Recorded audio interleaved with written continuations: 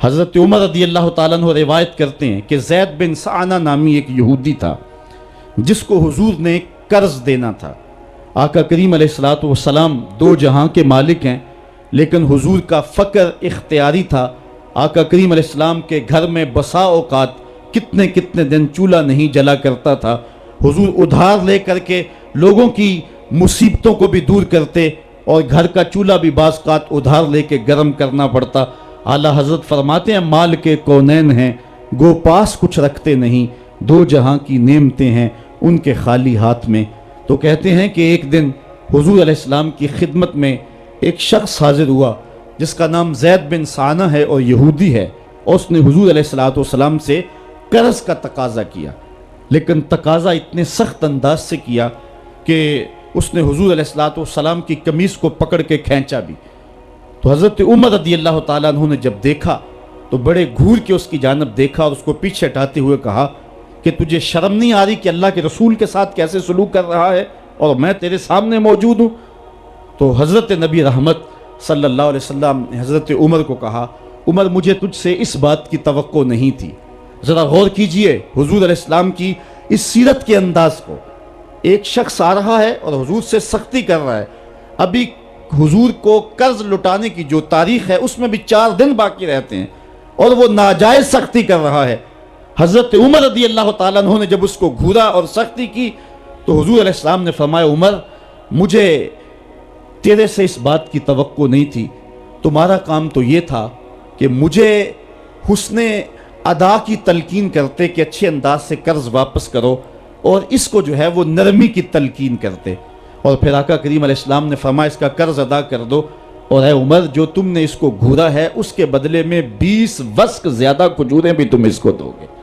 تو زید بن سعانہ نے جب حضور علیہ السلام کی اس سیرت اور اس کردار کو دیکھا، اور حضرت عمر رضی اللہ تعالیٰ عنہ 20 وسق اس کو کھجوریں دے رہے تھے، تو اس نے حضرت عمر کو بتایا کہ میں یہودی ہوں اور میں نے تورات کے اندر نبی آخر الزماں کی شان اور عظمتوں کے بیان کو پڑھا ہے، یہ بات ابھی رہ گئی تھی، باقی ساری نشانیاں میں نے حضور میں دیکھ لی تھی، اب یہ نشانی رہ گئی تھی، آج میں نے یہ بھی دیکھ لی۔ اور پھر وہ حضور کی خدمت میں حاضر ہو کر اسلام کے دائرے میں داخل ہو کر حضور کا عبدی غلام بن۔ حضرت معاذ بن جبل رضی اللہ تعالیٰ عنہ فرماتے ہیں کہ ایک دن حضور گلی سے گزر رہے تھے اور میں ایک جانور کی کھال اتار رہا تھا، اور مجھے کھال اتارنے کا طریقہ نہیں تھا، مجبوراً مجھے کھال اتارنا پڑی۔ تو حضور گزرے تو مجھے دیکھا کہ معاذ بن جبل کو کھال اتارنا نہیں آ رہی، تو حضور رک گئے اور آقا کریم نے فرمایا، معاذ ٹھہرو ذرا، میں تمہیں بتاتا ہوں کہ بکری کی کھال کیسے اتاری جاتی۔ اور آقا کریم آگے بڑھے اور حضور نے خود جو ہے وہ کھال اتاری، اور پھر مجھے فرمایا، معاذ ایسے کھال اتارا کرتے ہیں۔ آج ہم اپنے بڑے پن کو اور اپنی عظمت کو اس انداز سے لوگوں کے سامنے رکھنا چاہتے ہیں کہ ہم جو ہے وہ ٹشو کا ایک ٹکڑا بھی نہیں پکڑ سکتے، اور وہ بھی پکڑانے کے لیے ہمارے پاس ایک خادم موجود ہوتا ہے۔ لیکن آقا کریم علیہ السلام کی زندگی اور حضور علیہ السلام کی سیرت کی سادگی کا حسن اور جمال یہ ہے کہ حضور اپنے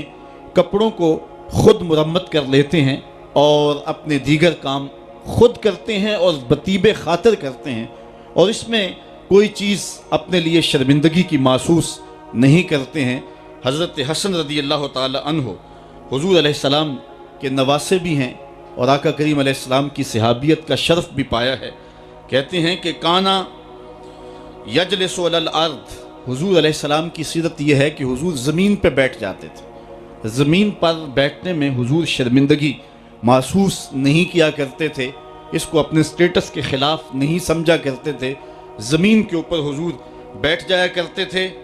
اور فرماتے ہیں وَيَطْعَمُ، اور زمین کے اوپر بیٹھ کر کے حضور علیہ السلام کھانا تناول فرمایا کرتے تھے۔ حضور کی عادت یہ تھی کہ آقا کریم جب بھی کھانا کھاتے تو حضور جھک کر کے کھانا کھاتے۔ فرماتے ہیں کہ میرے پاس ایک فرشتہ آیا جو کعبۃ اللہ کے صحن میں کھڑا تھا، اور اس کی کمر کعبۃ اللہ کی چھت کے برابر تھی، اتنا اس کا قد تھا، اور اس نے مجھے کہا کہ آپ اگر چاہیں تو آپ کو نبی اور بادشاہ بنا دیتے ہیں، اور آپ اگر چاہیں تو آپ کو عبد اور نبی بناتے ہیں۔ تو فرماتے ہیں کہ میں نے جبریل کو دیکھا، اور جبریل مجھے اشارے سے تواضع کا حکم دے رہے ہیں، تو تو میں نے عرض کی کہ میں نبی اور عبد بننا چاہتا ہوں۔ تو جب یہ بات حضور نے کہی تو فرمایا عائشہ اگر میں نبی اور بادشاہ بنتا تو یہ جتنے بھی پہاڑ ہیں یہ سونا بن کے میرے ساتھ چلتے، لیکن میں نے اس بات کو اختیار نہیں کیا۔ اور اس کے بعد حضور علیہ السلام جب بھی کبھی کھانا کھاتے تو حضور جھک کر کے کھاتے، جس طرح مالک کی دہلیز سے خیرات ملتی ہے اور کوئی خادم اس کو جو ہے وہ شکرانے کے طور پہ جو ہے وہ انتہائی عجز کے ساتھ کھاتا ہے، ساری زندگی حضور نے کھاتے اور پیتے ہوئے تکیہ نہیں لگایا، ہاتھ میں پلیٹ پکڑ کے اکڑ کے یا ٹہل کر کے یا جو ہے وہ بالکل سیدھے ہو کے نہیں، تھوڑا سا جھک کر کے بغیر تکیے کے حضور علیہ السلام کھانا کھانا پسند فرمایا کرتے تھے، اور فرماتے میں اس طرح کھاتا ہوں جس طرح بندے کھاتے ہیں، اور میں اس طرح بیٹھتا ہوں جس طرح اس کے عبد اور اس کے بندے بیٹھتے ہیں۔ یہ حضور علیہ السلام کا طریقہ ہے۔ ایک دن آقا کریم علیہ السلام ایک چٹان کے اوپر بیٹھے تھے اور حضور علیہ السلام قدید کھا رہے تھے۔ یہ خشک گوشت جو کر کے اس کو بعد میں جب پکایا جاتا ہے تو اس کو قدید کہتے ہیں، یا سرید تھی، حضور کھا رہے تھے تو ایک خاتون وہ گزری، اور اس کے بارے میں اہل علم کہتے ہیں کہ وہ بڑی زبان دراز تھی اور وہ مردوں کو بھی ایسی ایسی باتیں کرتی کہ لوگ جو ہے وہ اس کی شر سے بچا کرتے تھے۔ تو اس نے کہا کہ آپ تو ایسے کھا رہے ہیں جس طرح کے عبد کھاتے ہیں۔ تو حضور علیہ السلام نے فرمایا اگر میں عبد نہیں ہوں تو کون عبد ہے؟ فرمایا میں سب سے بڑا عبد ہوں۔ تو جب یہ بات سنی تو اس کے قدم رک گئے اور اس نے حضور علیہ السلام کی خدمت میں عرض کی کہ حضور آپ پھر اکیلے ہی کھا رہے ہیں، مجھے بھی کھلائیں۔ تو حضور نے ایک لقمہ اٹھایا، فرمایا لو تم بھی کھا لو۔ تو اس نے کہا یہ نہیں، بلکہ جو آپ کے منہ میں ہے میں وہ کھانا چاہتی ہوں۔ تو حضور علیہ السلام نے اپنے منہ کا نوالا نکال کر کے اس کے منہ میں ڈال دیا۔ تو کہتے ہیں کہ اس کے بعد کبھی بھی اس کی زبان پر کبھی فحش بات آئی نہیں تھی۔ حضور کے جوٹے کی وہ برکت تھی اور اس کا وہ فیضان تھا کہ اس کے اندر ایسی روشنی ہو گئی۔ پہلے وہ سخت لعان تھی، گالیاں دینے والی تھی اور فحش گفتگو کرنے والی تھی، لیکن حضور علیہ السلام کے جوٹے کی برکت سے اللہ تعالیٰ جل شانہ نے اس کی زبان کو حسن بھی دے دیا اور جمال بھی عطا فرما دیا۔ تو حضور علیہ السلام کی عادت تھی کہ آقا کریم زمین پہ بیٹھ کے کھاتے، جھک کے کھاتے، فرماتے میں ایسے کھاتا ہوں جس طرح عبد کھاتے ہیں۔ وَيَلْبَسُ الْغَلِيظ، اور آقا کریم علیہ السلام موٹے کپڑے پہنتے تھے، باریک ترین کپڑے پہننے سے حضور نے گریز کیا ہے۔ اور یہ وَيُطِيلُ الصَّلَاةَ، اور حضور کی نماز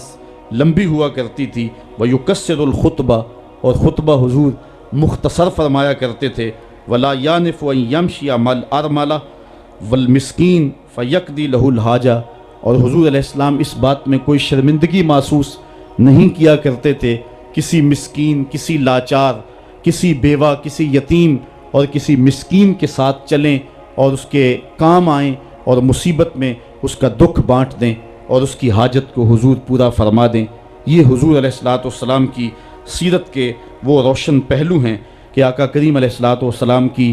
سیرت زمانے کے سامنے ایسا نور بانٹتی ہے، ایسے اجالے پھیلاتی ہے۔ ایک شخص نے حضور علیہ السلام سے وعدہ کیا کہ آپ یہاں رکیں اور میں ابھی آتا ہوں، تو آقا کریم علیہ السلام اس کے انتظار میں وہاں رکے۔ 3 دن گزر گئے اور وہ نہ آیا، چونکہ حضور وعدہ کر چکے تھے کہ میں تیرے آنے تک یہاں رہوں گا۔ تیسرے دن اس کو جا کے یاد آیا تو وہ واپس پلٹا، تو آقا کریم نے جواب میں صرف اتنی بات کہی، آپ نے فرمایا یا فتیٰ قد شککت علیہ، اے نوجوان تو نے تو مجھ کو مشقت میں ڈال دیا۔